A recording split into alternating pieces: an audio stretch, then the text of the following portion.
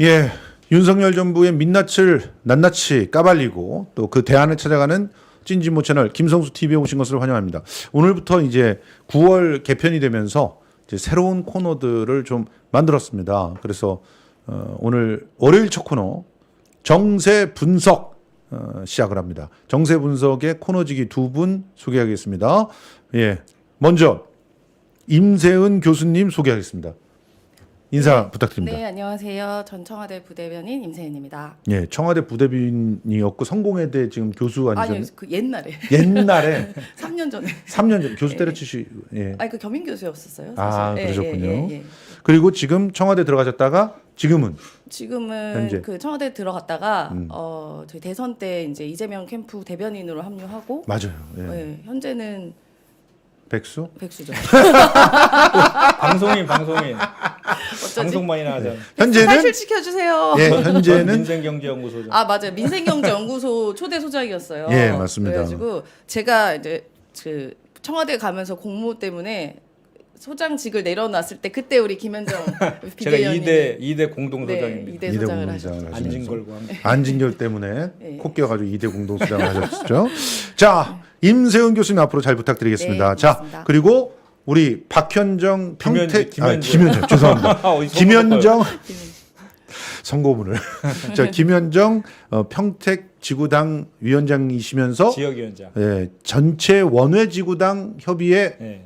위원장이신 거죠. 자 인사 좀 부탁드립니다. 네. 어제까지 더불어민주당 예, 비상대책위원을 했고요. 그렇죠. 이제 새로운 지도부 뽑히면서 이제 임기를 마무리했고요. 예, 말씀하신 것처럼 이제 지구당은 지금 폐지돼 가지고 예. 지역위원장이라고 합니다. 지역위원장, 예. 지역위원장. 우리 저희 전국의 원외 지역위원장들이 92명이 있거든요. 예. 더원협이라고 하는데 그 회장을 지금 제가 맡고 있고 지금 예. 평택을 지역위원장 예. 맡고 있는 김현정이라고 합니다. 반갑습니다. 사실은 이제 빨리빨리 원외 그 위원장들을 원내로 들어보낸 다음에 원내 대표가 되셔야죠.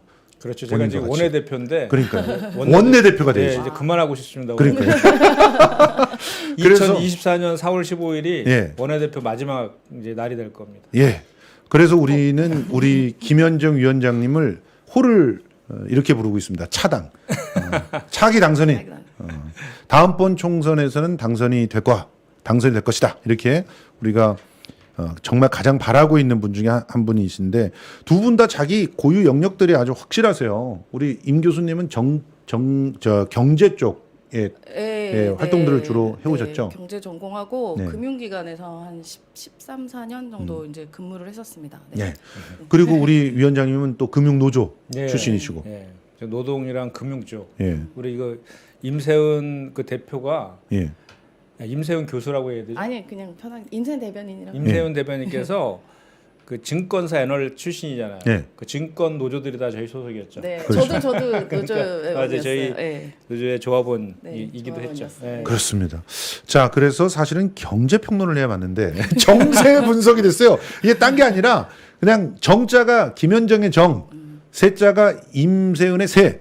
그래서 정세 분석이 됐습니다. 예. 너무 그러니까 잘 지으셨어요. 괜찮죠? 네. 예. 좋습니다. 그러니까 두 분 오래오래 하셔야 됩니다. 예. 원내로 들어가시기 전까지는 여기서 털을 잡아주시기를 바랍니다. 자, 이렇게 인사드렸고요. 오늘 이 브리핑서부터 먼저 시작해 보겠습니다. 오늘이 화제가 된 뉴스들 짧게 브리핑하고 오늘 메인 이슈로 넘어가겠습니다. 자, 오늘의 브리핑 기가 막힌 뉴스. 윤 대통령 출퇴근 여파로 경찰 700여 명이 매일 경호 경비에 투입되고 있다. 이 기사가 사실 28일 날 나와서 굉장히 화제가 됐습니다. 핵심은 그거예요. 대통령실이 거짓말을 했다. 애초에 윤 대통령 인수위 때부터 거짓말을 지금까지 해왔다라는 겁니다. 네. 그거를 한겨레가 밝혀냈다는 것인데 원래는 이전 대통령들은 한 400명 정도가 이제 경호를 하면은 충분했다는 거죠. 왜냐하면은 사저 이런 게 않고 청와대 안에 관저가 다 있고 그랬잖아요. 맞아요. 그렇죠. 네, 그럴 일이 없죠. 그럴 일이 없었죠. 예. 그래서 갑자기 그 관저를 옮긴다고 하고 대통령 집무실도 옮긴다고 했을 때 분명히 경호에 엄청난 부담이 될 거다라고 야당 우리 네. 더불어민주당과 시민사회 단체들이 강력히 주장을 했는데 그럴 일이 없다. 더 피해 안 주겠다. 네. 호언장담했는데 어떻게 된 겁니까 이거?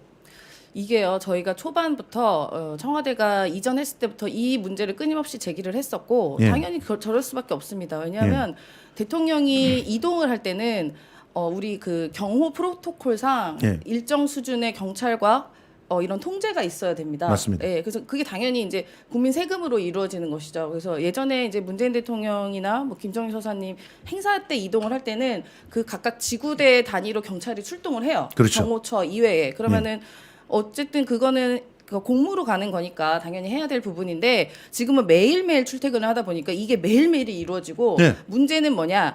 일단 이 대통령 그 윤 대통령이 출근 시간이 정확하지 않습니다. 맞습니다. 매일매일이. 예, 매일 달라요. 그러다 보니까 이게 언제 출근을 하고 언제 퇴근할지 몰라서 그거를 앞뒤로 한 2-3시간 정도로 먼저 텀을 둬야 돼요. 그때 아무 일도 못 하고 거기 예, 기다리고 예. 있는 계속 거예요. 기다리고 있어야 됩니다. 그래서 예를 들어서 9시에 출근을 한다 하면 네. 6시 전부터 경찰들이 미리 딱 대기를 하고 기다렸다가 나오면 가야 돼요. 근데 네. 이게 매일 반복되니까 뭐 저는 들었어요. 경찰분들도 굉장히 힘들어한다고. 그럼요. 경호처에서도 굉장히 힘들어한다고 들었는데 이게 특히나 새벽이고 저녁이다 보니까 근무 외 시간이기 때문에 그렇죠. 수당이 더 들어요. 예. 그러니까 세금이 또 엄청나게 낭비가 되는 거죠. 매일매일이. 예. 예.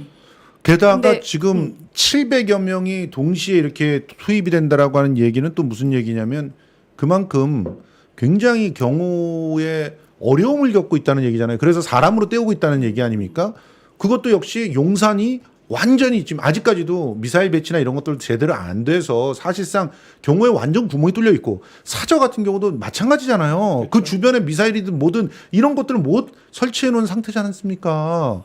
그 거기 그 관저 공사도 예. 한 달 안에 끝날 거다 예. 이렇게 얘기했는데 이상한 그 뭐 김건희 씨랑 업체. 연관된 업체한테 해서 지금 4달째 지금 아이들이 입주도 못 하고 있고. 그렇죠. 그 지금 지난번에 폭우 피해 때도 다 확인된 거지만 헬기도 뜰 이착륙도 수가 안 되는 없어요. 거기 있어서 거의 무정부 상태에서 예. 그 며칠을 그냥 지내는 그런 일들이 벌어졌었죠. 그리고 또 그 저기 대통령실 이전 관련해서도 한 500억 채 안 든다고. 예. 그런데 지금 예비비 엄청 쓰고 있대요. 그렇죠. 얼마를 쓰고 있는지도 다 뭐 보고도 안 하고 있어요. 보안이라 그러고 예. 그런 식으로 하고 있고. 그러니까 지금 거짓말로 점철돼 있는 그런 임기 초를 아무 문제 없이 네. 이 정도 중에서 거짓말 하나라도 우리 민주당 쪽에 대통령이 했더라면은 난리가 났을 걸. 난리 나죠. 당연히 탄핵 뭐 이러면서 난리가 났을 텐데 이러고 있습니다.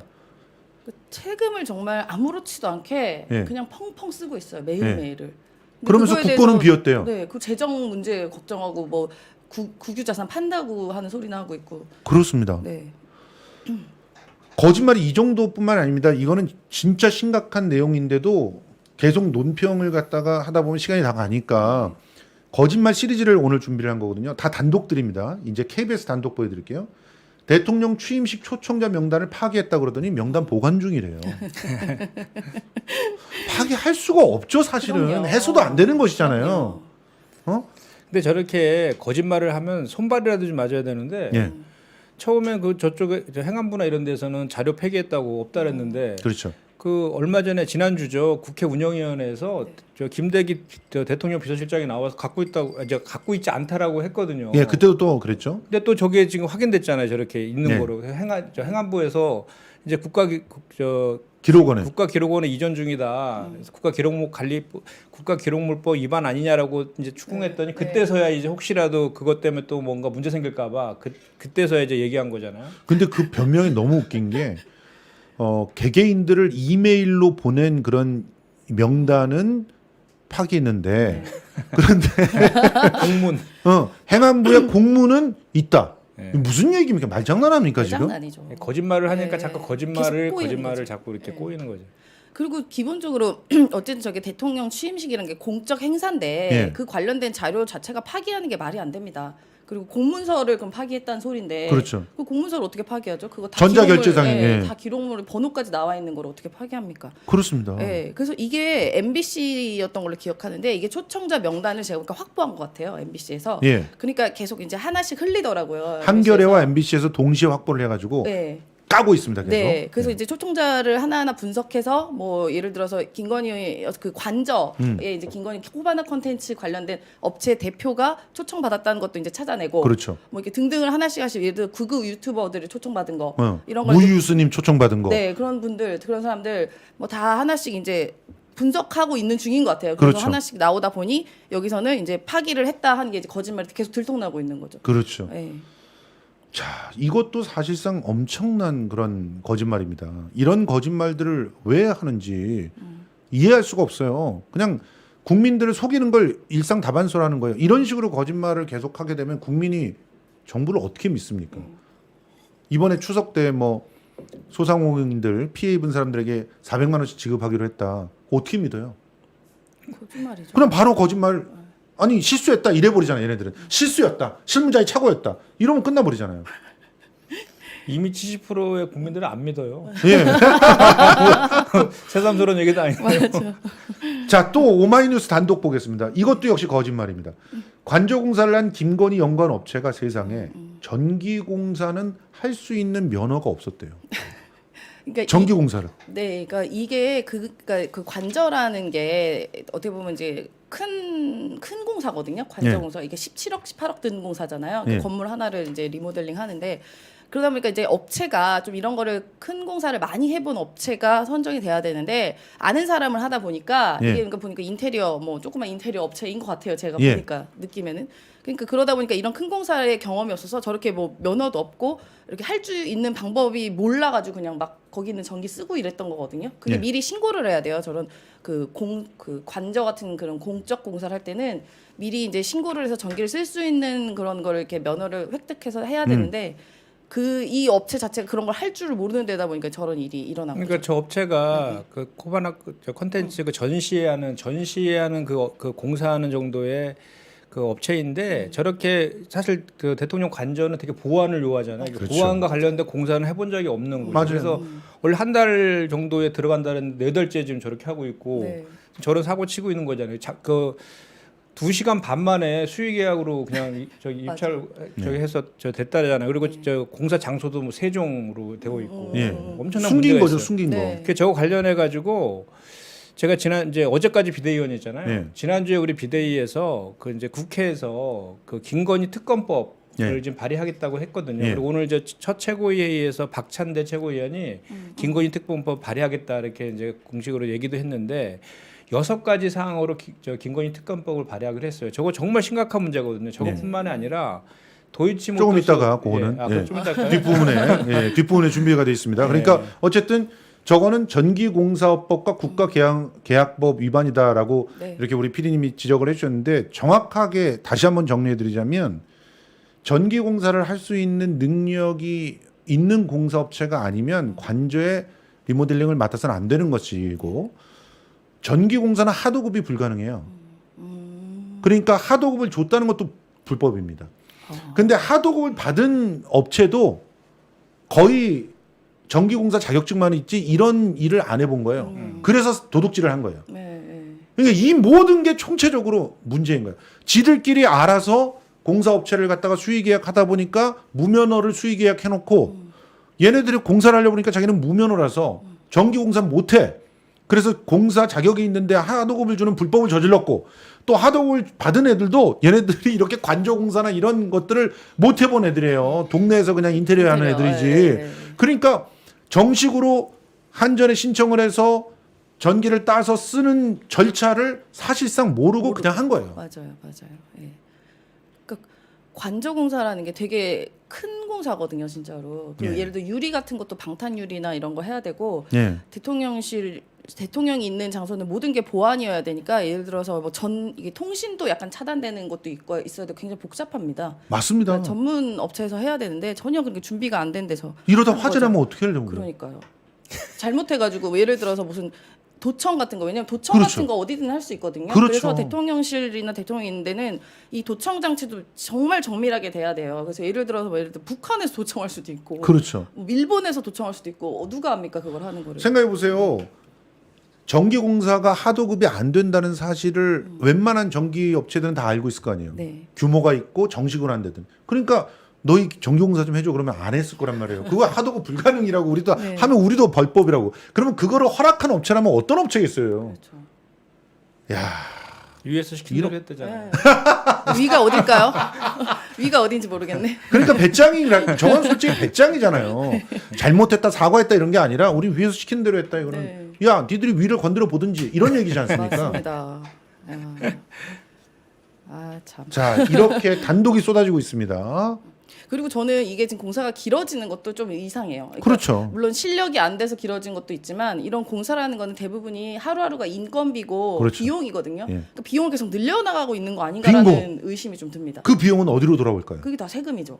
세금이 나가서 나가서 어디론가 돌아오지 어디론가 않고 가고 있겠죠. 어디론가 가겠죠. 네, 어디론가 가고 그 있겠죠. 어디가 어딜까? 위인가? 자 그리고 오늘 진짜 커뮤니티에 뜨거운 화제가 된 내용입니다.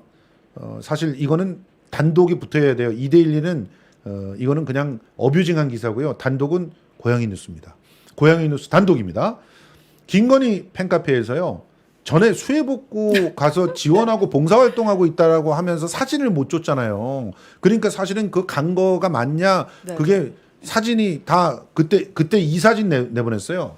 대부분의 신문들이 이 사진을 내보냈거든요. 네. 근데 이 사진이 사실은 자료 사진이 아니에요. 그러니까 맞아요. 여기 보시면 아시겠지만 6월 6일 날 국가 유공자가 입원 치료 중인 서울 강동구 중앙보훈병원을 방문했던 사진이에요. 근데 그 사진을 이물을 써놓고 사람들은 또 많은 분들이 언론 중에 꽤 많은 회사가 이 사진을 갖다 그대로 쓰니까 아, 이 사진을 돌렸나 보다. 그런데 봉사활동 갔다는 사람이 정장 차림이냐? 이런 얘기들을 막 했던 거예요. 네.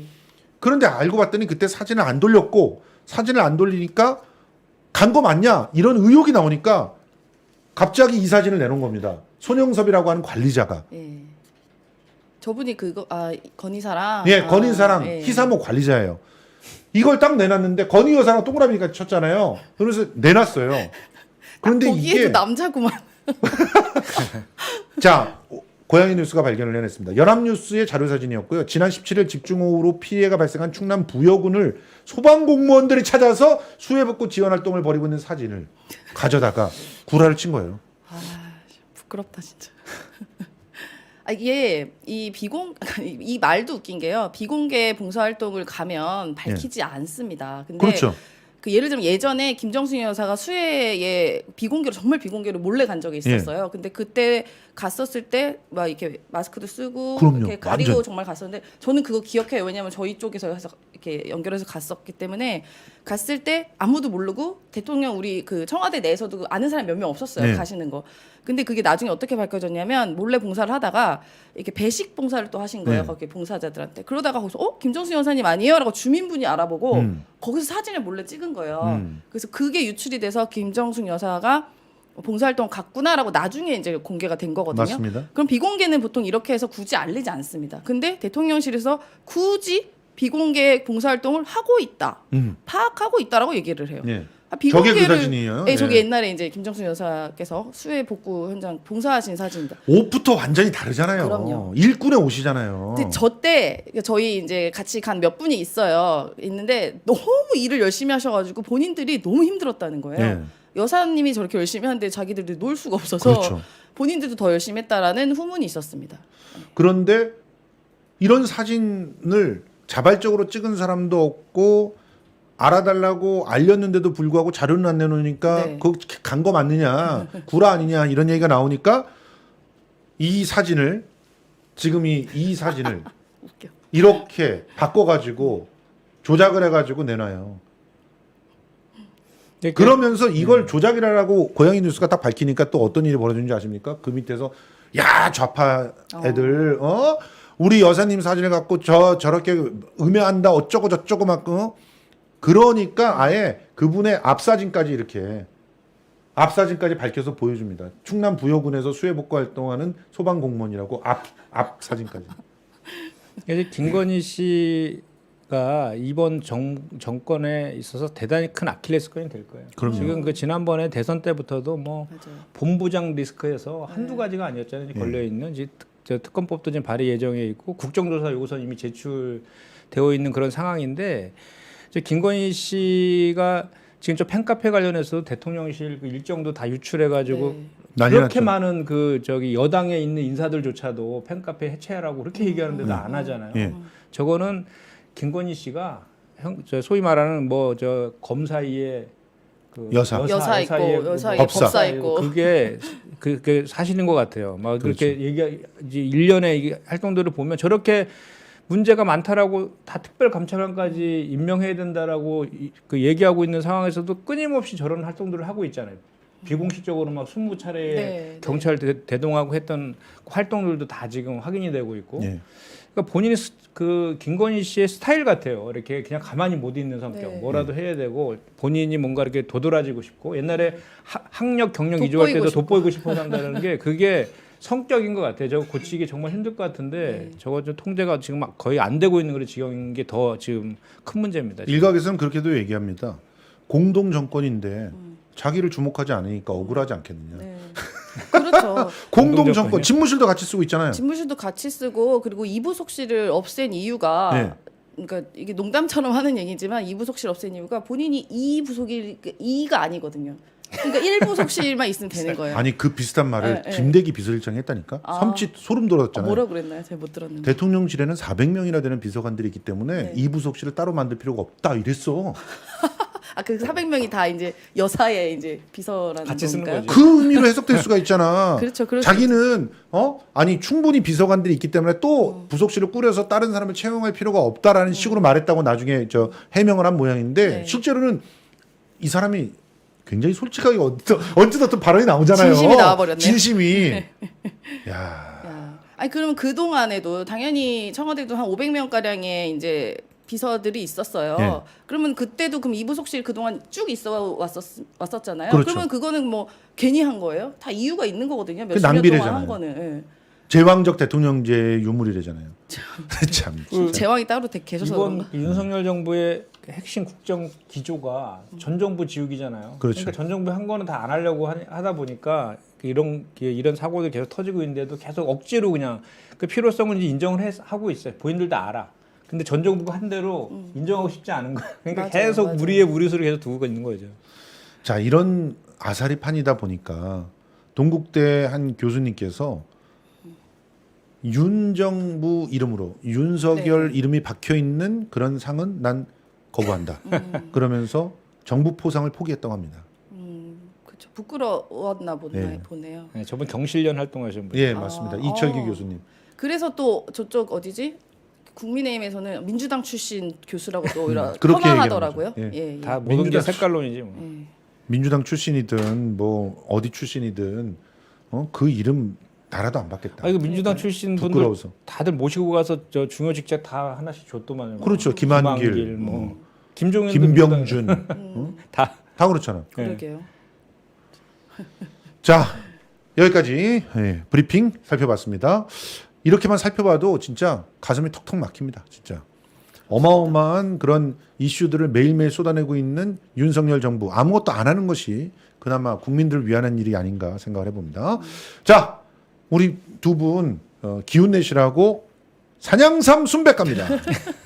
전하, 산삼 드실 시간이 옵니다. 오, 그래, 어서 가져오너라. 기다리고 있었다. 오늘은 유난히 산삼향이 입안에 확 퍼지는구나. 어찌 된 것이냐? 예, 평소보다 산삼을 훨씬 많이 넣어 더욱 진하게 우려내어 싸웁니다. 어쩐지. 그뿐 아니오라, 게르마늄이 풍부한 지리산에서 자란 산양산삼을 사용하였고 아무것도 섞지 않은 순 100% 원액이옵니다. 그래서 이름도 한삼 순백이옵니다. 아하, 그래서 그런지 먹자마자 힘이 불끈 솟는구나. 그럼 앞으로도 계속 산삼 순백을 올리도록 하여라. 알겠느냐? 그리하게 싸웁니다. 아예 한 산자 갖다 놓거라. 알아서 먹게. 산양삼 순백, 야생 산양산삼 7년근 원액 100%가 이 한 병에 들어와 있습니다. 한 뿌리가 한 병을 다 만드는 거거든요. 방금 전에 우리 이 김현중 위원장님은 자기 몫을 발견하지 못하면서 왜 나는 안 주냐고 항의를 하셨는데 그만큼 귀한 산양삼 순백 드시죠.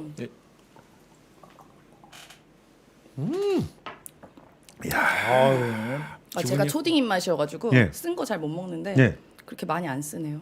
쓰다기보다는 그 사포닌의 향이 확 이렇게 밀려들고 그리고 먹고 나면은요 뭔가 저 안쪽서부터 약간 저르르한 느낌들이 좀 있는데요. 그게 나중에는 온몸으로 쫙 이렇게 열기로 퍼져나갑니다. 그래서 딴 거 다 떠나서 일단 이 산양삼 드셔보시면 손발 차신 분들, 그런 분들은 손발 진짜 혈기가 돌아와요. 따뜻해지고. 그게 이제 산삼의 가장 중요한 그런 역할 중에 하나가 기능 중에 하나가 혈액순환이거든요. 자, 산양삼을 어디서 키우냐면요. 이런 데서 키웁니다. 여기가 함양이에요. 지리산 함양인데 함양 하면은 예전부터 신만이들의 그런 어떤 성지와도 같은 곳이고 여기가 동북향이라서 햇볕이 짧은 시간에 아주 강렬하게 딱 들어온대요. 그래서 땅을 썩히지 않게 딱 햇빛들이 비춰주고 그러면서 또 그늘이 있어야 이 산삼이 잘 자라잖아요. 그럼 그늘은 잘 보관이 되고 그래서 여기서 그렇게 좋은 산삼들이 많이 났던 곳인데 거기에 가서 700m 고지에서 이렇게 씨를 뿌린 겁니다. 이 7년근을 여러분들께 그냥 털지도 않은 상태로 팔아도 이게 30불이에요. 30불이 한 박스에. 그럼 얼마를 받을 것 같으세요? 무조건 30만 원 이상 받겠죠. 그러니까 산삼 제가 잘 몰라서 그런데 산양삼이 네. 산삼을 그냥 재배를 하는 거예요? 그렇죠. 산삼을 산이 재배하게 하는 거죠. 씨를 갖다가 뿌려놓고 그냥 7년 동안 안 가는 거예요. 이렇게 테두리만 쳐놓고. 그러면은 한 10% 정도가 살아남는데요. 그래서 그거를 이제 채취해가지고 이렇게 만드는 겁니다. 저기 함양 산삼 축제를 9월 달에 매년 해요. 저게 김경수 지사 시절에 제가 우리 함양 농협 안희 농협이 저희 금융노조 소속이었거든요. 예. 지역 농협이. 그래서 저기 잘 직접 갔었어요. 가면은 항상 이렇게 식사를 같이 하면 산삼을 직접 줘. 재배한 거를. 지금 말씀하신 저기서 저렇게 하는 거예요. 이렇게 뿌리고 6년근, 10년근 뭐 예. 있어요. 이렇게. 저기가 우리나라에서 가장 대표적인 지역이에요. 이제 함양 그런데 산삼 축제 진짜 유명해요. 이 함양의 산양삼 30뿌리를 이렇게 담았는데 요거를 38만 원에 2개를 드려요. 60뿌리를 드려요. 그리고 여기다가 이벤트 상품까지 얹어주세요. 거기도 산양산삼이 들어가 있어요. 그러니까 지금 이때 특히나 추석 때까지 물량을 계속 진짜 대고 있는데요. 추석 지나고 나면은 사실 물량이 좀 딸려서 이벤트 상품이 떨어질지도 모른다고 이렇게 대표님 말씀하시더라고요. 지금 구매하시기 바랍니다. 1666-1080, 1666-1080 산양삼 순백이었습니다. 자, 김현정 임세연의 정세 분석 오늘의 메인 뉴스, 메인 이슈 전당대회입니다. 민주당 전당대회. 아이고 김현정 위원장님 지금 원외위원장들 아닙니까? 원외위원장들 쫙 지구탐을 모아라 이러면서 이렇게 아주 정말 축제와 같은 그런 분위기였어요. 저도 동영상으로 계속 이렇게 보면서 방송 준비하고 그랬는데 정말 많은 민주당원들이 흥겹게 잔치를 벌이듯이 이 현장에 있었는데 현장 분위기 좀 전해주시죠. 예, 저도 이제 아까 말씀드렸지만 이제 비대위원으로서 제가 이제 원외 지역위원장 대표로 이번에 비대위 합류한 거거든요. 네. 그래서 저희가 이번에 비대위들이 초선부터 4선까지 한 분씩 계셨고 네. 제가 이제 원외대표로 들어가서 이렇게 활동을 했었는데 저희 더원역 같은 경우는 아까도 이제 잠깐 말씀드렸지만 지금 2003년도에 한나라당에서 차로 막 그 현금 네, 막 네. 불법 정치자금 받은 거 막 한참 이슈화된 적이 있었어요. 그 차떼기당이라고 막 그랬잖아요. 네. 그때 그 이제 소위 말하는 이제 오세훈법이라 해서 지구당을 폐지시켰죠. 지구당. 맞아요. 지구당을 폐지시켜서 이제 법인들과 단체들의 후원을 못 금지하고 받게 하고. 개인 소액 후원금을 이제 활성화시킨다 이렇게 되었거든요. 근데 이제 그게 벌써 2003년도니까 거의 20년이 지났잖아요. 근데 그 사이에 또 이제 긍정적인 측면으로 많이 이제 그 정치 자금이나 이런 게 투명해진 거는 긍정적인 측면이 있는데 너무 과도하게 규제를 하다 보니까 저희처럼 원외 지역위원장들은 정치를 할 수 있는 저기 그 합법적인 정치하는 방법이 없어요. 지금 맞아요. 지구당이 없어져 가지고 맞아요. 저희는 그냥 전부 다 사비 써가면서 후원금도 들 수 없고 아무것도 할 수 없어요. 그래서 얼마 전에 한참 지났죠 벌써 노회찬 의원께서 그 원외 지역 시절에 3천만 원 지인으로부터 그냥 대가성도 없이 받은 것 때문에 친구한테 받은 거예요. 친구한테. 자살했잖아요. 예. 대가성. 그냥 그런 상황에서 지금 정치를 하다 보니까 또 원내들은 똑같은 지역위원장이거든요. 네. 원내냐 원외냐의 차이지 전국에 253개의 지역위원회가 있는데 원내들은 그 보좌관들 9명 지원받죠. 그거, 예. 후원금 그 저 선거인들에는 3억까지 받고 있고 사무실도 차릴 수 사무실 있고. 내고 유급 직원 줄 수 있는데 원에는 아무것도 할 수 없고 맞아. 의무는 똑같아요. 예. 이런 저 잘못된 점을 시정해야 된다는 얘기들은 국회 내에서도 계속 있었어요. 노회찬법 제정 지금도 국회 내에 발의되어 있는데 항상 그 당대표 최고위원 선거 때마다 핵심 공약이에요. 왜냐하면 저희가 표가 많거든요. 네. 표는 똑같아. 저희가 한 92명이라고 아까 말씀드렸잖아요. 그러니까 표가 많으니까 항상 첫 번째 공약으로 하는데 되고 나면 뭐 이런저런 핑계를 대면서 이렇게 안 해주고 있었던 게 사실이에요. 그래서 우리가 이번에도 저기 당대표 되신 분들, 최고위원들 되신 분들 전부 다 공약했거든요. 그래서 저거 한 10장 걸어놓고 저희가 피켓팅도 했어요. 그래서 후보들 다 와가지고 다 확인도 하고 그렇게 제가 이제 사인을 좀 받으시지 그러셨어요. 사인 이상으로 받았죠. 그러니까 더원협 대표로 들어갔기 때문에 그 역할을 해야 되겠다 해서 저렇게 한 거고 그건 잠깐 이제 저 사진을 먼저 보여주셔 갖고 저거를 좀 했는데 아니 근데 굉장히 이게 중요한 제안입니다, 사실. 왜냐하면은 여러분 대의원들 제도 폐지해야 된다고 그렇게 많이 말씀하시는데 왜 폐지해야 된다고 그러십니까? 그거는 대의원들이 재구치를 못하고 사실은 일상 속에서 활동을 안 하다가 그냥 그 지역위원장이나 혹은 그 지역구의 그 의원들의 네. 거수기 역할밖에 안 한다는 그런 생각들이 있으신 거잖아요. 왜 그렇게 됐냐면 지구당을 해체시켜보라고 그렇게 된 거예요. 지구당이 지방 정치에 지역 정치의 어떤 핵심적인 공간으로 자리매김하고 거기에서 회의도 하고 모여서 뭐 봉사도 하고 그러면서 조직들이 딱 살아 있으면 대의원이 자연스럽게 힘을 얻죠. 그러니까 그게 선출도 되고. 그 원내에 이제 원내 입성한 의원들이 대부분 이제 원외 활동을 많이 하신 분들이 들어간 분들이 꽤 많거든요. 네. 그분들이 항상 이제 원내에 들어가면 이거 꼭 바꿔야 된다. 그렇죠. 항상 그렇게 하는데 안 바꾸는 이유의 이면에는 네. 그게 있어요. 맞아요. 우리가 맞아요, 경쟁자거든. 네. 맞아.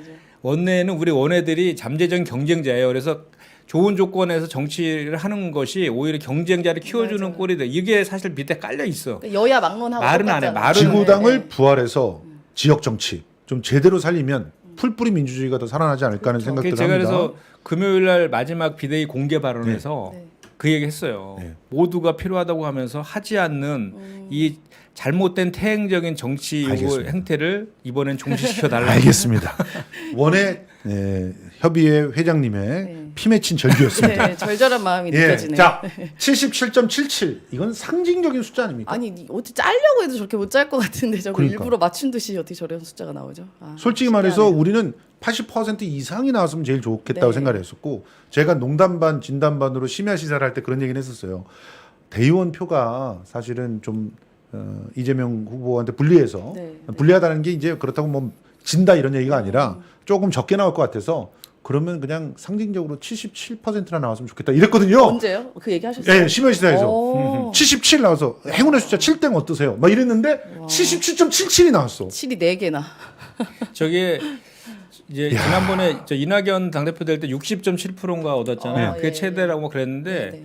제가 들은 바로는 97년도에 김대중 김대중 대통령이 네. 77% 얻었다거든요. 예. 그걸 깬 거예요. 깬 거죠. 77로. 77.77로. 예. 그러니까 김대중을 넘어서다오. 네. 이런 민중들의 바람이 있는 겁니다. 그거는 당신과 민심이 함께 한 건데 이 77.77을 만드는데 약간 방해꾼 역할을 했던 건 대의원이고 그리고 오히려 든든한 후원 역할을 했던 게 여론조사였어요. 이번에 여론조사가 25%가 안 들어갔으면 이런 결과가 안 나옵니다. 그렇죠. 여론조사에서 몇 프로죠? 82%. 자, 여러분 한번 82% 보여드릴게요. 가. 전체 화면으로 보여주세요.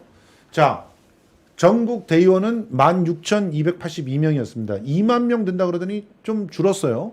16,282명. 그리고 14,000명이 투표를 해서 투표율 86.05. 저것도 대의원으로만 따져봐도 굉장히 높은 네. 득표율입니다. 권리당원은 37.09%인데 저 퍼센테이지만 갖고 뭐 낮다 어쩌고 그러는데 역대 3위. 37.09가 역대 3위입니다. 네. 그리고 유효 투표자 수로만 하면 따라올 수가 없어요. 43만 7천 명. 그럼요. 숫자 자체가 절대적으로 많죠. 예, 절대적으로 많습니다. 네.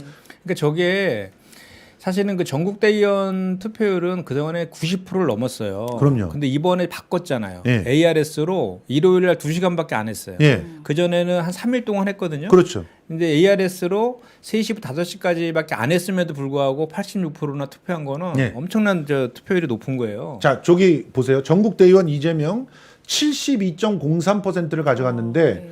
권리당원은 78.22% 그리고 일반 당원 여론조사가 86.25 그리고 1, 2차를 평균 내봤더니 82.26 뭐가 우리 이재명을 당대표로 만들었습니까? 그것도 압도적으로 누가? 일반. 민심이 그러니까 맨날, 일반 당원 여론조사 그다음에 국민 여론조사가 그러니까 맨날 당심이랑 민심이랑 맨날 다르다고 그렇게 얘기하는데 누가 그렇게 주장을 같잖아요. 했어? 같잖아요. 당심 민심 똑같네요. 보니까 더 하네요. 민심. 그러니까 본인이 당신과 민심을 위반하고 있었던 거야. 조중동 10만 대변했던 거야. 네. 박용진 같은 사람이. 그리고 그렇잖아. 네. 우리가 또 간과하면 안 될 게 권리당원 이번에 저 보시면 알겠지만 120만 명이잖아요. 예. 지난 이낙연 대표 때만 해도 70만 정도밖에 안 예. 됐어요. 그러니까 그 저 실제로 투표한 인원을 보세요. 예. 그걸 감안해야죠. 네. 박용진 여론조사에서 17.75, 일반 당원 여론조사는 13.76이에요. 왜 가면 갈수록 떨어졌을까? 일반 당원 여론조사에 가서. 계속 맨날 그냥 디스하니까. 내부 총질만 하니까 네. 당원들이 진짜 짜증나는 거야. 그러려면 나가 이렇게 얘기하는 거예요. 그러니까 적절하게 비판은 할 수 있는데 이제 그 당연하지. 비판을 넘어섰죠. 그냥 그렇습니다. 인신공격까지 거의 하니까. 자, 그리고 진짜 기적은 또 최고위원 투표에서 있었는데 여러분 이 숫자의 엄정한 현실을 보십시오. 자, 보세요. 정청래 의원 보십시오. 7번. 정청래 의원의 대의원이 14.64밖에 못 얻었어요. 이거는 충격이에요. 그렇죠. 왜냐하면 우리가 여론조사를 이전에 여러 차례 대의원 대상으로 했는데 최고는 23.8이 나왔고요. 좀 덜 나온 것도 20%는 넘었어요. 그래서 저는 정청래 의원 가만히 놔둬도 대의원에서 20% 나오기 때문에 지금 오히려 대의원들한테 좀 호소 좀 하자. 나눠주라고. 네. 큰 형으로 네. 다른 분들한테 좀 나눠주라고. 장경태 특히 박찬대한테 좀 나눠주라고 네. 호소를 했습니다. 그게 먹혔어요. 네. 15.63을 박찬대가 가져갔습니다. 아, 굉장히 실제로- 걱정 많으셨는데. 왜냐하면 여론조사에서는 네. 11%를 못 넘었어요. 맞아요. 대의원에서. 맞아요. 그런데 15.63을 가져갔어요. 그리고 더 놀라운 거 일반 당원 여론조사 보세요. 25.77이 나왔어요. 박찬대가. 야, 그러니까 그 안 그래도 이건 지난 얘기지만 예. 이제 5등 하셨었잖아요. 박찬대 의원이. 그러니까 되게 걱정하시면서 나중에 이제 얘기를 하시는데 이재명 우리 대표죠. 이제 이재명 대표가 박찬대 의원님 최고위원 떨어질까 봐 되게 걱정 많다고 맞아요. 하셨다라고. 진짜 얘기하시더라고요. 걱정 많이 하셨어요. 예. 그래서 이제 계속 옆에 같이 다니시고 하셨던 게 또 그리고 보세요. 여기 1차 국민 여론조사, 2차 국민 여론조사, 2차가 뒤에 한 거잖아요. 뒤에 하는데 박찬대 의원이 무려 3.6%가 늘어났어요. 그 3.6%가 어디서부터 왔겠느냐? 여기서 줄어든 사람들 보면은 여론조사에서 줄어든 사람이 지금 보면은 장경태 후보 그리고 고민정 후보 이쪽에서 3%를 가져온 거예요. 저것 때문에 잘 됐네요. 서영교 후보가 엄청 막 하소연하더라고요. 전대에서. 맞아, 맞아. 서영교 후보한테도 가져왔네. 네. 서영교 후보한테 더 많이 가져왔네. 그래 이렇게 가져와서 박찬대의 13.71을 만들어 준 겁니다. 골고루 딱 나눠 주셨네요. 네. 진짜. 박찬대 구하기 뭐 저기 그리고 장경태 이렇게 두 명 그 당원 저 대의원들한테 좀 호소를 많이 했다라고 해서 소영교 의원이 그래도 나 떨어지면 어떡하냐고 맞아요. 엄청 에이, 해서 하소연했어요. 여론조사에서 다 20%를 넘었잖아요. 서영교 의원은. 제가 그 얘기했거든요. 대의원 여론조사에서 서영교 의원은 20%를 넘깁니다. 그러니 떨어질 염려가 없으니 오히려 찬대 경태로 마지막 대의원들은 찬대 경태로 한번 가주십시오. 저는 진짜 제가 그 최고위원 순위까지 맞췄어요. 아 네, 진짜요? 결과를. 네. 야. 그 돗자리 전에 까셔야겠다 다들. 그 전에 그 시뮬레이션 한 게 있어요. 시뮬레이션 할 때 송갑석 윤영천 후보가 사퇴하면서 얻은 표를 100%다 흡수를 못한다. 흡수를 한다 하더라도 한다 하더라도 안 그 돼요. 아까 예. 저 프로테이 정도밖에 안 나올 거다라고 예. 했거든요. 근데 저대로 그래서 나왔어요. 제가 드렸던 자료 아니었나 생각이 듭니다. 이미경님 너무 감사합니다. 제가 계속 시뮬레이션 자료를 갖다 해서 네. 퍼드렸거든요. 예. 그런데 여기 송갑석 대의원표 보십시오. 17.89 저거는요. 막판에 사실 고민정한테 갈 표까지 여기 온 거예요. 송갑석한테 진짜 몰빵을 하신 분들이 있었습니다. 17.89. 네. 저는 저렇게까지 나올 수는 몰랐어요. 근데 대의원은 17.89까지 그러니까 아직까지 대의원들 쪽에서 이낙연 의원 지지 파들이 남아 있는 건데요. 17.89까지 나오면서 송갑석이 10.81. 제가 그 매직 넘버 얘기를 했습니다. 최고위원의 매직 넘버는 11%라고. 11%를 넘어서면 최고위원이 되고 11%가 안 되면 떨어진다. 떨어졌잖아요. 맞히셨네요. 예. 이게 지금 절묘한 게 장경태 후보, 장경태 이제 최고죠. 최고하고 송갑석 그 후보하고 간격이 한 1.6%도 채 안 예. 나잖아요. 그러니까 그만큼 정치원회가 더 얻어갔으면 바뀌는 거예요. 그렇죠. 그러니까 이게 정말 그 전략적 그 저게 어떻게 이렇게 다 이렇게 마치 짜고 친 것처럼 그렇죠. 숫자도 짜고 친 것 같은데 어. 77.77이 새벽 나그네님 너무 네. 감사합니다. 네. 생각해 보세요. 이번에 그래서 많은 분들이 중소 유튜버들이 한몫했다. 김두일 TV, 송작가 TV, 김성수 TV, 이송원 TV, 최한욱 TV, 시사의 품격, 돌멩이 TV, 바른소리 TV, EQ, 아재, 정치타파, 최현준 이런 데에서 일관되게 얘기했던 게 뭐냐? 큰형인 정청래 의원 수석이 이미 결정됐으니 조금만 나눠주시고 그렇다고 해서 정청래 의원을 저희가 수석되지 말라는 게 아닙니다. 수석되기를 너무너무 간절히 바라고 있는데 조금만 나눠주시고 그리고 그거를 박찬대, 장경태한테 좀 나눠주십시오. 이렇게 호소를 했던 거거든요. 데이터를 통해서. 아유. 몰빵론이 먹혔으면 어떻게 될 뻔했습니까? 대의원에서 14.64%밖에 안 가져가면서 정청래 의원이 양보를 해주신 건데 이러지 않고 20% 원래 나왔던 23%까지 가져갔다면 어떻게 됐을까요? 그러면 이렇게 송갑석이 되는 거죠. 바뀌었겠죠. 예, 예, 예. 큰 역할을 해주셨네요, 저희 고맙습니다. 김성수 TV에서. 그러니까 제발 좀 데이터를 갖고 분석들을 좀 해줬으면 좋겠다. 우리 이번에 승리는 정말 데이터로 전략을 챙겨가면서 했었던 분들의 승리고 그리고 또 여기에 귀를 기울여 주셨던 우리 권리당원들과 대의원들의 승리다. 네. 이렇게 말씀드리고 싶고 특히 대의원 여러분들 이재명의 당대표를 만들기 위해서 헌신했던 72%의 대의원 여러분들 정말 고생하셨습니다. 네. 예. 박수 보내고 싶습니다. 박수. 예. 자, 이중건님 위대한 분들이 오신 것을 환영합니다. 자, 이러면서 우리 이재명 당대표는 첫날 문재인 전 대통령과 만나죠. 일단은 먼저 현충원에 가서 네. 참배를 하고 또 아주 간결한 메시지 남겼습니다. 네. 그리고 문재인 전 대통령과 만나서 나는 친문이다 이런 선언했던 것을 그대로 이어가면서 당을 화합시키겠다는 메시지 아니겠습니까? 네, 그렇죠. 그러니까 이게 그러니까 저도 청와대 출신인데 이거 우리가 그동안 김대중 대통령, 뭐 노무현 대통령, 네, 문재인 대통령까지 다 존경하는 대통령이잖아요. 저 민주당이 배출한. 그러다 보니까 뭐 이게 친문이니 반문이니 나누는 것 자체가 저는 너무 이거는 이해가 잘 안 되고 예. 그렇다고 문재인 대통령 좋아한다고 이재명 후보를 안 좋아할 수는 없잖아요. 다 좋아하는 분들이고 우리 민주당이 배출한 되게 훌륭하신 분들이고 존경하는 분들인데 이거를 뭐 친문이면은 반 이재명이고 이런 거 분리 자체가 이거는 좀 일부러 만든 프레임 같다라고 예. 저는 생각합니다. 그렇죠. 예. 그리고 이제 뭐 어제 저 전당대회에서 네. 박찬대 후보가 그랬어요. 유세하는데 정말로 그 저기 호소를 하더라고. 그러니까 네. 그 동지 여러분, 우리 김대중하고 노무현을 따르면 줄서기 하는 겁니까? 예. 그 이제 자기가 맞습니다. 이제 이재명과 같이 런닝메이트 나온 거에 대해서 비판하는 목소리에 대해서 저는 이재명과 함께 하겠습니다 이렇게 네, 했거든요. 네, 그리고 첫 일정으로 이렇게 평산마을 가는 것도 바로 그거예요. 그러니까 통합의 그 메시지하고 네. 그 김대중, 노무현, 문재인으로 이어가는 그 정통성을 자기가 이어받겠다. 네, 이거를 이제 메시지로 전달하는 거죠. 아주 좋은 그 첫 번째 선택지라고 네. 봅니다. 아 지금 그리고 저- 고민정 의원하고도 딱 들어갈 때부터 시작해가지고 화해의 그 메시지들을 보여주잖아요. 일부러 사진도 많이 찍히고 네, 네. 그렇게 품어서 결국 당을 하나로 만들겠다는 맞습니다. 그 의지가 필요한 거 아닙니까? 네, 그럼요.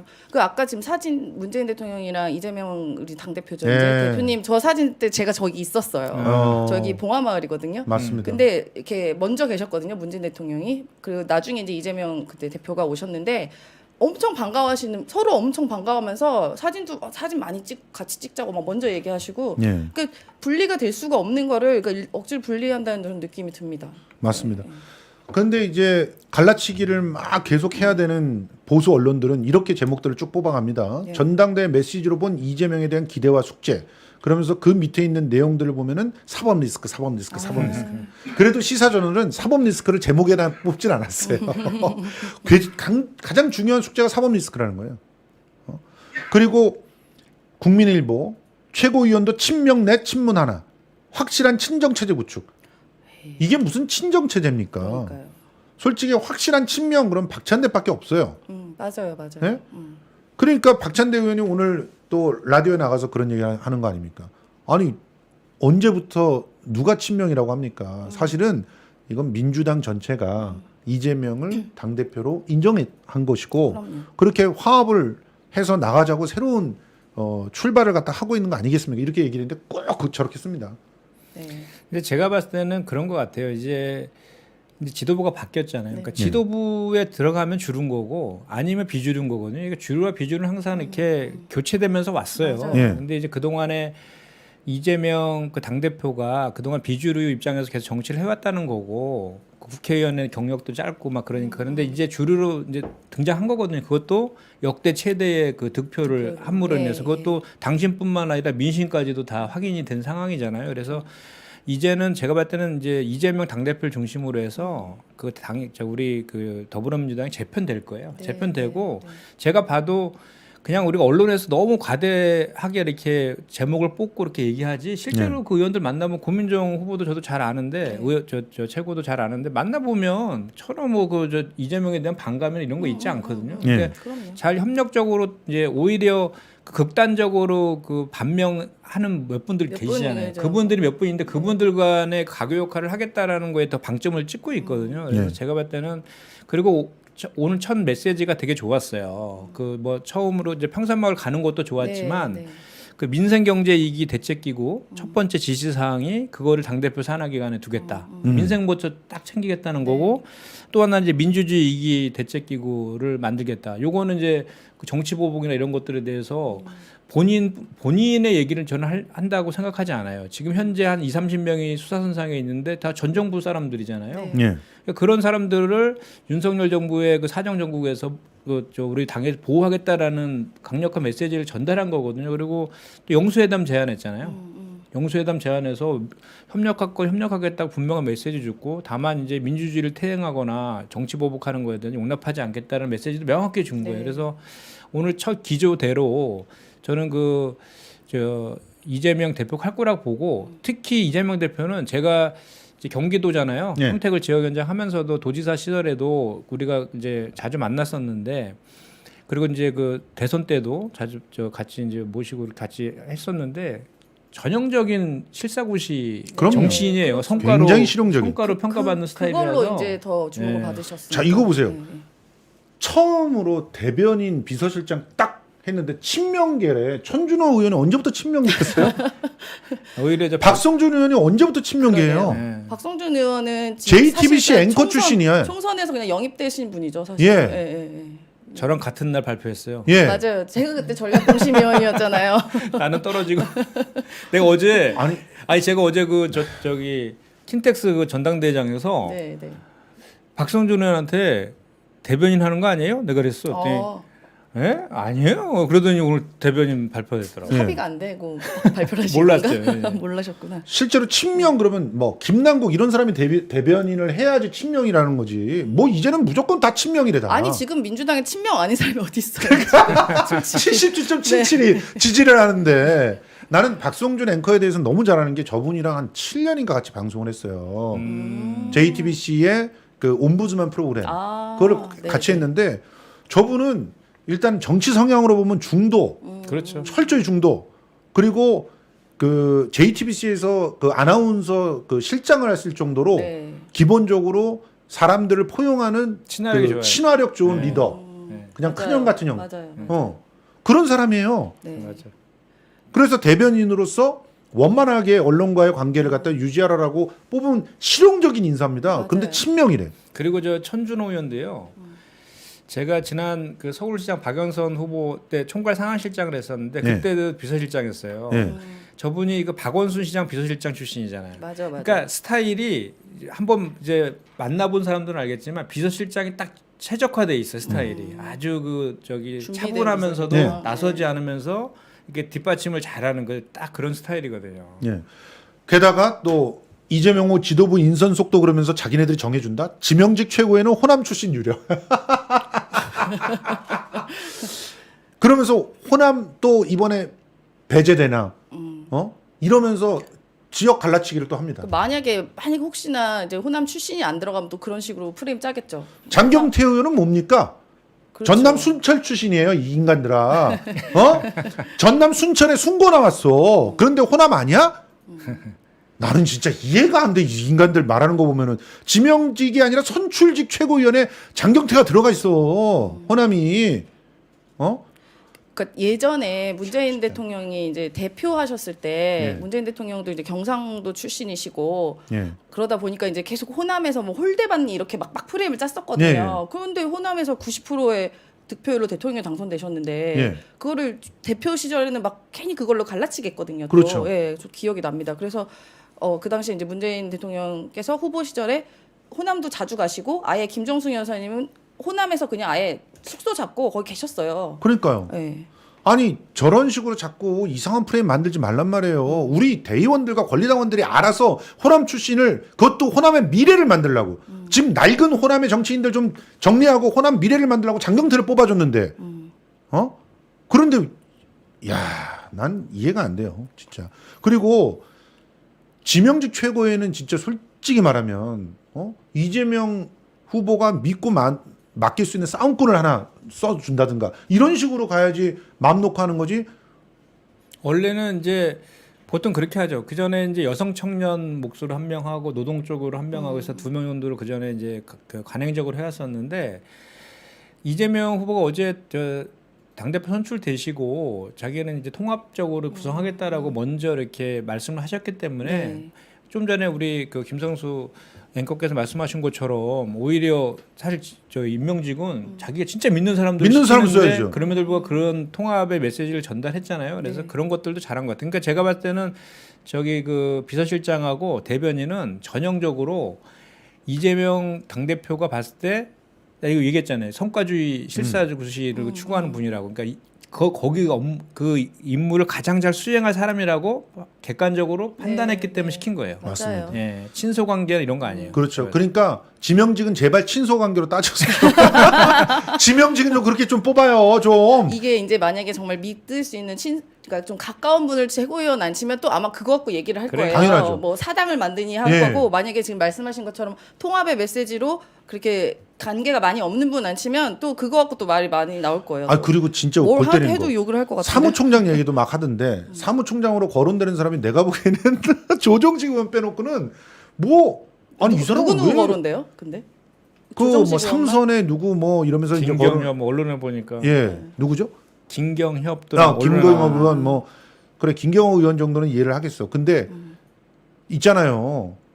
그 사무총장이라고 하는 사람은 진짜 네. 안살림을 갖다가 해야 맞아요. 되는 사람인데 네, 네, 그러면 네. 당연히 자기가 가장 믿을 만한 사람을 뽑아야지. 그렇죠. 예산도 막 다루고 예. 해야 되니까 총무비서관 같은 역할을 해야 되니까. 이제 그 전에 저도 이제 들은 얘기지만 기존에는 보면 이렇게 삼선에서 네, 네. 3선 이상이 이제 사무총장을 하면 사무총장이 당의 살림을 다 하는 거고 네. 또 저 공천 네, 네. 다음 차기 총선에 공천을 그 전체를 진두지휘한 자리잖아요. 그래서 3선 이상이 하면 불출마 선언을 하고 해야 된다. 이런 논리들이 지금 얘기들이 돌더라고요. 그러면 정성호 의원 딱이네.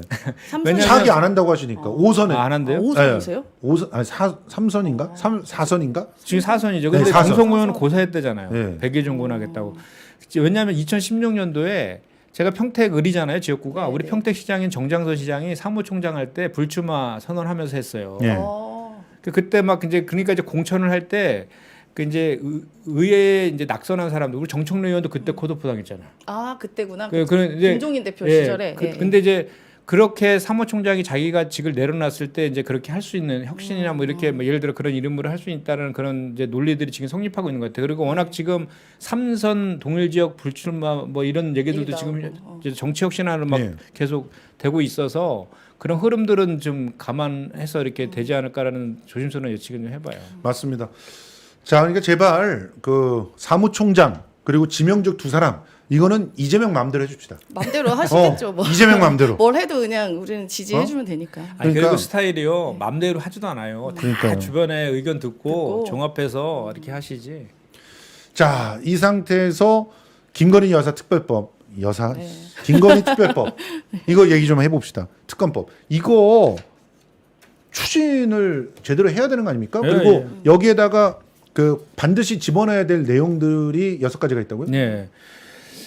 지난 주에 저기 국정조사 요구서는 제출했어요. 예. 뭐 아시겠지만 그 예. 이제 관저라든지 뭐 이런 여러 가지 인사 관련된 대통령실의 인사 참사라든지 또 전 정부에 대한 그 감사원을 통한 뭐 정치부 이런 거 통한 국정조사 요구서는 제출했는데 국정조사 요구서는 말 그대로 조사잖아요. 예. 조사기 때문에 조사만 하는 거죠. 그래서 네. 그리고 이제 그 하기 위해서는 여야가 뭐 이렇게 조사위원회도 구성해가지고 뭐를 그 조사의 대상으로 삼을 거에 대해서 협의도 해야 되고 해서 시간이 되게 오래 걸리고 저쪽에서 국힘당에서는 당연히 협조 안 할 거 아니에요. 그렇죠. 그 사이에서 되게 막 삐거덕거릴 가능성이 대단히 높거든요. 근데 이제 이 특검법은 말 그대로 수사하는 거잖아요. 수사하는 거기 때문에 그 강제력에 있어서는 대단히 그 높고 그리고 이제 우리가 가반을 이제 이상으로 지금 의석을 갖고 있기 때문에 우리 당만으로도 그 의결시킬 수 있어요. 네. 그래서 지금 6가지 혐의로 이제 김건희 특검법을 이제 발의할 거예요. 이제 아까도 말씀드렸지만 그래서 그 도이치모터스 주가 조작건이 하나가 있고 네. 지금 다 구속됐는데 한 명만 지금 소환 조사 안 받고 그렇죠. 있는 게 유일하게 김건희 여사고 예. 또 하나는 이제 그 허위 경력, 허위 학력 관련해서 돋보이고 싶어서 했다라고 하는 이것도 본인이 지금- 스스로 자백한 거잖아요. 예, 이것도. 그것도 뭐 다 확인됐잖아요. 예. 그때. 자백을 네. 했는데 무혐의 처리를 한 거야? 아니 그때 제가 오래돼서 기억나는데 모두 16가지인가에 예. 그 합쳐서 그 정도 됐죠. 예, 16건 정도 됩니다. 그다음에 이제 저 뇌물성 후원금 수수한 거. 예.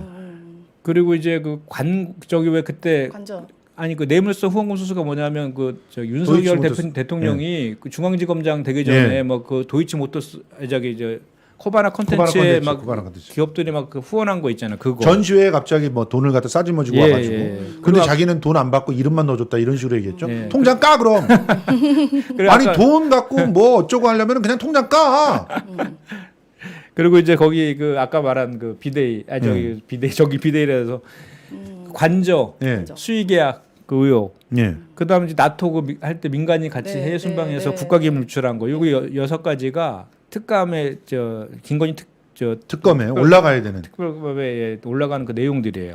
솔직히 특검에서 뭐 벌써부터 뭐 누가 특검을 할 것인가 이런 얘기는 의미 없는 얘기라서 하지 않겠지만 특검이 정말 제대로 살아있기 위해서는 제대로 그 검사 역할을 할 수 있는 특검이 들어와야 되지 않겠어요? 맞습니다. 박영수 특검도 이제 와서 봤더니 알아서 다 지권은 다 챙기고 있었던 거 뒤에. 네. 박영수 특검 또 딸이 대장동 뭐 네. 관련도 있었잖아요. 그래서 SK를 네. 덮은 거 아니에요. 네. SK 뇌물은 쑥 덮어주고 그리고 또 봤더니 거기 그 최순실의 그 사근고 같았던 그 선라이즈라고 하는 회사 평택에 네. 평택. 아시잖아요. 평택. 선라이즈 그 선라이즈라는 회사도 슬그머니 덮어주고 그렇죠. 제대로 수사가 이루어져야 될 텐데 지금 경찰이고 검찰이고 김건희 여사 관련된 건 정말 털끝 하나 안 건드리고 있지 계속 않습니까? 환율을 올리고 있습니다. 네. 정부가 왜 정부가 올리고 있다고 생각하냐고요? 아니 돈이 계속 빠져나가잖아요. 빠져나가는 걸 막진 않잖아요. 8조 5천억에서 지금 9조 이상 빠져나갔다고 했는데 9조라고 하는 돈이 그냥 빠져나가는 게 아니라 의심스러운 그런 정황을 가지고 빠져나가는 돈이 9조예요. 환율 돈 우리나라 외환이 자꾸 빠져나가면 빠져나갈수록 원 달러는 그러니까 가치가 원화의 내려가죠. 가치는 떨어질 예, 수밖에 예, 없습니다. 저 고환율도 지금 저 대중국이 무역 적자가 지금 네, 적자가 난 맞아요. 적이 없는데 나오고 있죠. 대중국 정책 아시죠? 예. 저기 미국 중심으로 하는 친미 예. 정책으로 해서 이제 반중 맞아요. 중국에서 우리나라에 대한 그런 감정이 되게 안 좋아서 그거 큰 영향이 있거든요, 저게. 맞아요. 지금 그러니까 작년 7월 말까지 우리가 무역 수지가 190억 달러 흑자였는데 올해 7월 말까지는 152억 달러 적자입니다. 맞아요. 그러니까 한 번도 우리가 지금 적자가 특히 다 탈중국 선언을 했잖아요. 예. 윤석열 대통령이 그러니까 중국과 거리 두고 미국과 가까워지려고. 근데 둘 다 망했죠. 둘 다 그래서, 망했죠. 예, 그래서 중국 수출이 올해 3월까지만 해도 올해 3월이에요. 그러니까 대선 전이죠. 올해까지만 3월까지만 해도 매월 계속 증가를 했었었는데 올해 4월부터는 계속 떨어집니다. 7월부터. 그래서 이게 처음으로 중국 관련된 무역 수지가 처음으로 적자가 났어요.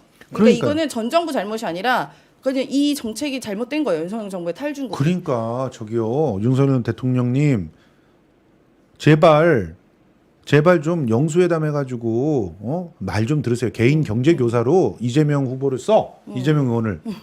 우리는 이제 이재명 대표를 가르쳐 줄게.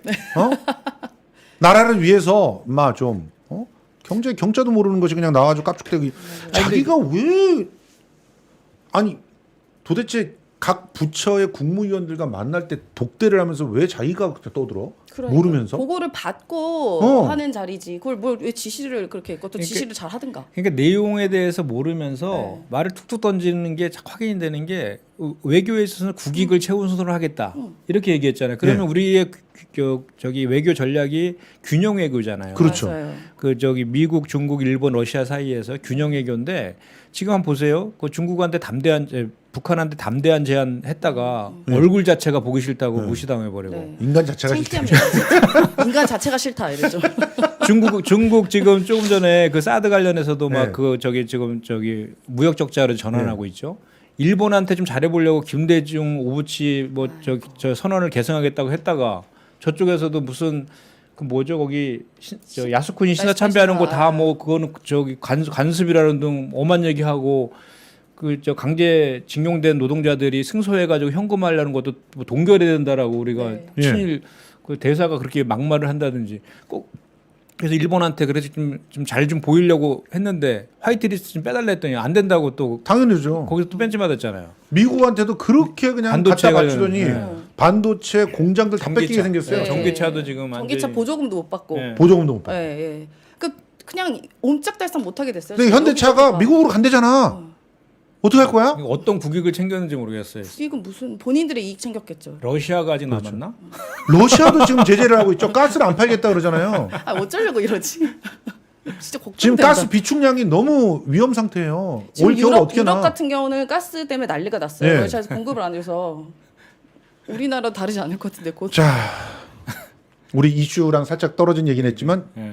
영수회담 우리가 청해 드릴 테니까 와서 교육이나 받으시기 바랍니다. 네. 이렇게 1대1로 짚어주는 퍼스널 트레이닝을 해준다는데도 그거 거절하면은 뭐 결국은 망하는 수밖에 없어요. 자, 두 번째 이슈로 넘어가기 전에 성수마트 잠깐 들어가 보겠습니다. 성수마트는 여러분의 쇼핑이 후원이 되는 그런 체계입니다. 그냥 난 진짜 살림살이도 여의치 않은데 이거 김성수 TV 후원은 언제 어떻게 하지? 후원 그렇게 하지 않으셔도 돼요. 그냥 여기서 물건만 사시면 돼요. 여러분들은 어차피 물건을 사시잖아요. 신선한 제철 음식, 지역 특산물, 건강식품, 맛있는 간편식 사시지 않습니까? 특히 지금 시즌이 한가위니까 선물은 하실 거 아니에요. 좀 줄이더라도 그 선물을 어디서 사셔라? 예, 성수마트에 와서 사셔라. 뭐 엄청 많네요. 84개, 84개의 정말 신박한 세트들이 있는데 세상에 거기다 얹어서 사은품도 드려요. 세트로. 그러니까 딴데 왜 정용진은 아무 좋아도 안 하는데 이마트 같은 데 가서 선물 세트를 삽니까? 롯데 신동빈 좋아하게 해줄 일 뭐가 있습니까? 여기 오셔서 사시라는 거죠. 쿠팡 같은 기업한테 줄 겁니까? 예? 반노동 기업인데. 자, 성수마트에 오셔서 성수마트에서 84개의 다양한 특가 상품을 만나보시고요. 들어오셔서 일단 회원 가입을 하시는 거예요. ssmart.co.kr에 회원이 되시면 배송비는 공짜입니다. 배송비는 제가 드립니다. 김성수 TV가 드리니까 성수마트 추석 대전 많이 사랑해 주시기 바랍니다. 자, 두 번째 이슈. 권성동 만장일치로 비대위원장 직무대행 거치는 스스로 결정. 참 재미를 많이 주셔. 이 코미디 이게 일단은 이 상황을 간단하게 제가 정리를 해드릴게요. 네. 법원에서 이렇게 얘기했잖아요. 너희들 비상 상황이라고 하면서 당 대표 내쫓는 그런 비대위원장을 선택을 했는데 비상 상황 아니야. 그러니까 비대위원장을 또 뽑을 수 있는 그 권한은 당 대표밖에 없어. 그러니까 니들 잘못한 거야. 이래서 가처분을 갖다가 인용을 했지 않습니까? 네, 그랬으면은 일단 원내대표부터 정리를 하고 맞습니다. 새로운 리더십을 갖다가 만들어 놓은 다음에 원내대표가 마땅한 직무대행이니까 직무대행부터 새로 뽑아가지고 진행을 해야 될 거 아닙니까? 네. 그런데 그냥 권성동을 의총에서 추인해 버렸어요. 이 사실 문제를 만든 사단의 주범인데. 당사자인데 본인들 다시 또 이게 수준이 참 그렇네요. 저는 좀 이해가 안 되는 권성동 제가 그 전에 권성동 그 원대가 직무대행 할 때 네. 제가 모 방송국에서 그 얘기했었어요. 원대가 할 일이 진짜 많거든요. 네. 원내대표가. 근데 당대표 직무대행까지 맡으면 이거 오래 못 간다. 근데 이제 그 당시에 그 당원 당규 해석을 해가지고 네, 네. 그 원대가 차기 그 선거 있을 때까지 6개월 동안에 그 당원권 영지 이준석의 당원권 영지 6개월까지 이렇게 하면 된다 이렇게 해갖고 할 때 그때는 잘 수습했죠. 바로 잘 했어요. 그건 잘 했는데 그 두 가지를 병행하는 게 현실적으로 어려워요. 네. 그래서 내가 분명히 이거 안에서 흔들어 될 거고 문제가 생긴다라고 했는데 그게 딱 이제 적중이 된 건데 네. 우리 당 같은 경우에는 지난번에 우리 그 윤호중 박지원 비대위가 없어 이제 이제 사퇴하고 박홍근 원내대표가 직무대행 체계였잖아요. 네. 근데 박홍근 원내대표 스스로 안 한다 그랬어요. 네. 지금 원내대표에서 너무 할 게 많아서 우상호 그 위원장한테 저 비상대책위원장을 제안하면서 우리 비대위가 제가 그때 들어간 거였거든요. 네. 네, 네. 그러니까 그만큼 그 하는 일이 그 국회 원내 일만 해도 정말 할 게 많은데 저 국힘당은 그냥 오로지 내부의 권력 투쟁이 가장 중요한 거기 때문에 저렇게 한 것 같아요. 그러니까 결국 무리수 두다가 이지경이 됐는데 다시 또 비대위의 직무대행을 한다 그러니까 아니 당대표 직무대행 했던 사람이 왜 또 비대위원장의 직무대행을 또 맞지도 않아요. 지금 저거는. 그리고 진짜 웃긴 거 오늘 단독으로 속보 나온 거 보셨어요? 지금 현재 비대위원들이 다 사퇴 않기로 그러니까요. 결의를 했다. 아니 저는 그래서 아니 주호영은 날라갔는데 주호영이 뽑은 비대위원들이 왜 그 고스란히 남아 있으며 그게 성립이 돼요, 근데? 그러니까요. 아니 그래서 저도 이거 하나씩 따져봐야 되는데 여기까지는 좀 예상을 했어. 비대위원들은 사퇴 안 할 거다. 그래요? 근데 이제 비대위원장 직무대행까지 권성동 시킬지는 진짜 몰랐어. 야, 그러니까. 상상이 왜냐면 기상천외한 네, 일이에요. 진짜 대단합니다, 진짜. 그러니까 논리적으로 보면 이런 거잖아요. 법원의 판단이 전당대회를 통해서 뽑힌 당 대표를 그보다 하위 기구인 전국 상임 전국이랑 전국위원회에서 뽑은 거는 안 된다. 네, 그거는 법 밑에 있는 시행령으로 법을 뒤집어서는 안 된다는 말하고 똑같은 그렇죠. 얘기예요. 그러니까 예. 한동훈이가 쫄아야 되는 그런 상황입니다. 네. 지금. 예, 맞아요. 그런데요. 예. 근데 그래서 그러면 그 주호영 비대위의 그 출범 자체가 무효다라는 거잖아요. 그렇죠. 그 무효면 아니 주호영 비대위원장은 그 직무가 정지가 됐는데 예. 거기 그 주호영이 임명한 비대위원들은 그대로 또 살아있다는 해석이 이게 상식적으로 말이 됩니까? 그래서 말은. 이준석 전 대표가 지금 이를 갈고 또 준비를 하고 있습니다. 또 가처분하겠다. 네, 가처분 또 하겠다고. 그래서 이제 법률가들이 그러더라고요. 이제 이준석은 당 대표니까 그 채권자 소위 말하는 원고로서 이제 주호영의 비대위원장의 직무를 정지시키는데 그 비대위원들은 그 전에 했던 최고위원들이 당사자 적격이 있을 수 있다. 그래서 김용태 최고 있잖아요. 김용태 예. 최고가 가처분한다 그랬잖아요. 예. 비대위원들의 그 직무를 정지시켜 달라는 가처분을 또 한다 그러잖아요. 그러면 예. 또 그 가처분대로 하면 또 직무 정지 될 거예요. 그러니까요. 자 보세요. 이런 상태인데 오늘 단독으로 떴습니다. 중앙일보가. 대통령실에서는 권선동 원내대표 사퇴를 요구하고 있대요. 아니 이게 당내 개입 안 하고 의견 안 주고 그런 다음에 대통령실에서 얘기하는 건데 이거 다 개입하고 있다는 거잖아요. 진짜 골 때리는 거. 근데 대통령실에서는 이랬잖아요. 네. 권선동 원내대표 사퇴해야 된다. 윤핵관들의 결단이 필요하다고 얘기했대잖아. 네, 대통령실이. 네, 네. 그런데 대통령은 오늘 도어 스태핑 때 네. 그러니까. 지금 또 의원총회에서 결정을 했기 때문에 그걸 잘 될 거라고 믿는다고 얘기했어. 이거 뭐야?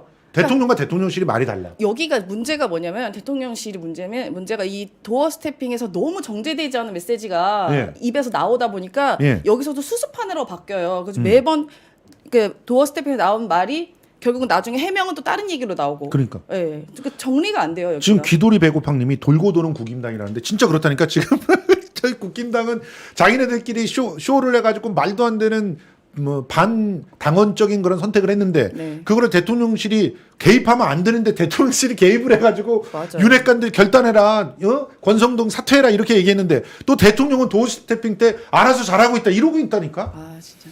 지금 말도 안 되고 있어. 법원에서 그 비대위 자체를 무효라고 판정을 했잖아요. 네. 그 무효인 비대위에서 하는 모든 행위들이 다 무효될 수 있거든요. 그렇죠. 그 위험을 지금 감수하고 지금 저렇게 무리수를 두고 있는 건데 더 기가 막힌 거는 당원 당규를 개정한다 그러잖아요. 네. 개정해서 그 저 비대위 구성이 그러면 합리화시키겠다라고 하는 거잖아요. 예. 그리고 그 이제 당원 당규를 바꾸려고 하면 절차들이 필요하잖아요. 그렇죠. 그러기 위해서 비대위원들이 사퇴 안 하고 그 비대위원장 직무대행까지 임명하고 있는 거거든요. 그 꼼수도 너무 웃기지 그게 않습니까? 웃기죠. 법을 바꿔서라도 관철시키겠다 이런 거 아니에요? 그게 그 당원 당규 이걸 바꾼다는 거잖아요. 그러니까 지금 비상 상황이라는 규정. 그 규전에는 이제 그 당대표가 거리됐을 경우나 최고위원회가 기능을 상실했을 때인데 두 네. 가지 해당 안 된다는 맞아요. 거잖아요. 네. 그러니까 그 비대위의 비대위의 구성 요건을 최고위원 가반수 사퇴 요거 또는 선출직 최고위원회 사퇴로 이렇게 바꾸려고 한다잖아요. 그렇죠. 그러니까 이게 얼마나 눈 가리고 아웅이고 아랫돌 개갖고 윗돌로 갖다는 땜발시 처방이냐 이런 거죠. 이거를 누가 이걸 인정하겠어요. 아니, 이거를. 그러니까 얼마나 이준석을 내쫓고 싶었으면 얼마나 미웠으면 이렇게까지 해야 되나. 그러니까 저는 이 과정에 김건희 여사가 있다고 생각해요. 당연히 있죠. 그러니까 되게 싫어한대요 이준석을. 예. 그래서 왜냐면 입당할 때부터 사실 이준석 대표가 뭐 굉장히 우리 버스는 떠난다 막 이러면서 약간 좀 깐족거리잖아요. 예. 그러니까 소위 말하는 깐족거린 게 되게 불쾌해했다고 그러더라고요. 특히 김건희 여사가 이준석 대표를 너무 싫어해서 원래 그분 스타일이 예, 예. 깐족대는 남자가 제일 싫어한대요. 아 그래서 그랬나? 예. 너무 싫어. 그러니까 인텔리들은 예. 좋아해. 그러니까 좀 똑똑하고 지성적인 사람을 좋아하긴 한데요. 근데 그런데 어떻게 윤석열 대통령이랑 결혼했죠? 그러니까 이해가 안 되네. 전혀 자기 스타일이 아니었지. 그런데 어쨌든 이러면서 말도 안 되는 그런 그 지도부에서의 그 혼선이 빚어지니까 지들끼리도 단톡방에서 막 싸워요. 막 뭐 김병호하고 뭐 배현진하고 싸우고 그러고 있는 가운데 이준석은 갑자기 반지의 제왕의 대사를 인용해서 지가 절대 악인 사우론하고 지금 싸우고 있다라고 코스프레를 네. 하고 있습니다. 네. 지금 아니 그 악을 영입해가지고 개고기를 팔았던 인간이 누구예요? 그러니까요. 나도 속고 국민도 속았다고 얘기했죠. 그래서 웃기네. 네가 무슨 속아 속기는.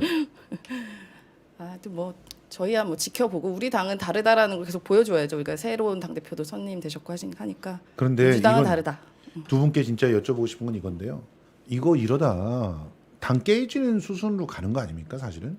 좀 위태위태해 보여요. 네. 보니까. 예. 근데 이제 그 이준석 대표가 바른미래당으로 네. 이제 나왔었잖아요. 네. 이제 그때 경험이 있어서 본인은 당을 깨고 나갈 일이 없을 것 같아요. 예, 본인 자체는. 근데 김건희는 당을 깨고 싶을 거 아니에요? 그럼 뭐 윤석열 당 만들면 되겠네요. 그러니까요. 김건희 지금 당 뭐 이렇게. 또 당을 깨고 만드는데 전문가들이 그 주변에 있잖아요. 그 지금 김병준, 그렇죠. 김한길 아. 이런 분들이 그 옆에 있잖아요. 모셔가 주셔서 너무 보니까 감사합니다. 유승민계 의원들이 계속 이제 권성도 사퇴 주장하고 이렇게 봐서 당권을 장악하려는 그런 이제 움직임들이 시작된 것 같아요. 그런데 그거를 계속 가처분 신청하고 그러면서 발목을 잡아놓으면 갈 길이 바쁜데 그렇죠. 저쪽에서는 마음이 급해질 거 아닙니까? 그런 상태에 총선을 앞두고 정계 개편이라고 하는 걸 시도해서 네. 그래서 사실은 뭐 민주당에도 나가고 싶어하는 분들 있잖아요. 그렇죠. 그런 분들과 함께 지금 이미 막 탈당하시는 분들이 좀 있다 그러더라고요. 아 그래요? 예. 이낙연 대표를 다시 모셔오고 싶어했던 그런 분들이 탈당하고 있대요. 막 열심히 내가 낸 당비 돌려내 뭐 이러면서. 그 본인들 선택이니까. 예. 그런 분들이 나가서 원래부터 한 몸이었던 뭐 네. 원외인님과 뭐 이렇게 같이 다 이렇게 하나가 돼서 또 다른 제3당을 만들게 되면 어떤 일들이 벌어질 것 같으세요, 김현정 위원장님? 우리가 이제 과거의 사례들을 쭉 이게 벤치마킹 해보면 이렇게 보이잖아요, 미래가. 예. 그렇게 해서 잘된 정당이 없어요. 맞습니다. 잠깐 깜빡할 수는 있는데 그 지나서 결국은 다 심판받고 지리멸렬하거나 네. 소멸해 버리더라고요. 그러니까 저희 예전에 기억하시겠지만 문재인 당대표 시절에 이제 김한길 대표가 안철수 대표 데리고 이제 나가서 창당을 했었잖아요. 예. 그때 이제 항상 지금의 상황이랑 되게 비슷했어요. 그때도 왜 대통령 후보였던 사람이 당 대표 나오냐? 네. 안 된다. 왜 두 가지 다 하려고 하냐라는 논리였는데 지금도 똑같지 않았습니까? 맞아요. 이재명 대표한테도 그렇게 얘기했죠. 당 대표 했던 사람이 왜 또 대표하려고 그러냐? 그래서 그때 논리와 똑같았고 결국은 이제 그때도 문재인 대표가 대통령 대표 되니까 끌고 나갔습니다. 그렇죠. 예, 그래서 그 지금 사례를 보면 근데 그럴 때 한번 당이 정화가 되더라고요. 그래요. 중요한 예, 얘기야. 예, 예. 당이 한번 정화가 돼요. 당이 정화가 되는 거야. 네. 사실 정화라는 거는 뭔가 좀 약간 이 불순물들을 걸러내는 거죠. 맞습니다. 그렇죠. 네, 네. 파이팅. 예. 김한길 전 대표를 갖다 이렇게 응원하게 될 줄 몰랐네요. 네. 아까 제가 방금 모셔가 주셔서 너무 감사하다고 예, 말했잖아요. 그렇습니다. 네. 자, 자기들끼리 싸우는 국민의힘 과연 어떤 식의 선택을 하게 될지 기대해 보도록 하겠습니다. 자, 오늘 굉장히 숨가쁘게 긴 시간 동안 이렇게 함께 해 주셔서 너무 감사합니다. 짧게 오늘 해보시니까 어떠세요? 근데 저는 시간 가는 줄 몰랐고 또 이제 제 김현정 위원장님이랑 또 되게 친해요, 정말로. 예. 예, 그래서 또 더 편안하게 할 수 있었던 것 같습니다. 예. 네. 어떠셨습니까?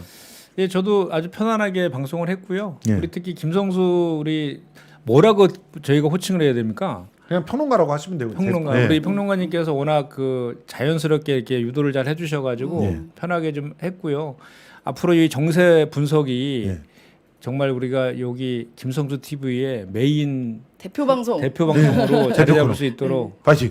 하고 또 우리 평택 김현정 TV도 예. 많이 그렇죠. 우리 평택 김현정 TV 여러분 가서 구독해 주시는 게 의리입니다. 네. 그리고 구독만이 아니라 뭐 가가지고 멤버십 지금 되면 가입도 해주시고요. 뭐 할 수 있는 것들을 많이 좀 부탁드립니다. 특히 알림 설정해놓고 선풀 많이 달아주시는 거 잊지 말아주시기 바랍니다. 지난번에 그 저 저녁에 하는 1인 방송 예. 그 전화로 저랑 1시간 하셨잖아요. 예.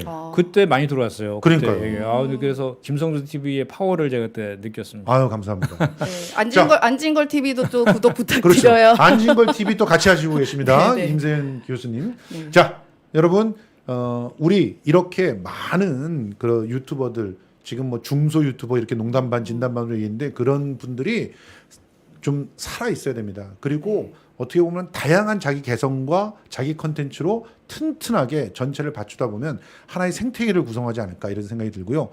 진보 유튜브 연대라고 하는 그런 단체도 지금 만들어져서 이제는 새로운 그런 생태계를 만들어내기 위해서 하나씩 이렇게 나아가고 있으니까 기대해 주시기 바라고요. 오늘 밤 심야 시사 있습니다. 김성수 TV 심야 시사에 좀 더 꼼꼼하게 쫀쫀하게 이번 그 전당대회 과정을 최한욱 평론가와 함께 분석해 드릴 테니까 그때 또 들어와 주시기를 부탁드립니다. 자, 김성수 물러갑니다. 내일 새로운 코너 또 준비하고 있으니까 내일 또 꼭 기억해 주세요. 물러갑니다. 고맙습니다. 구독, 좋아요, 고맙습니다. 또 선풀, 알림 신청, 멤버십 부탁드립니다. 물러갑니다.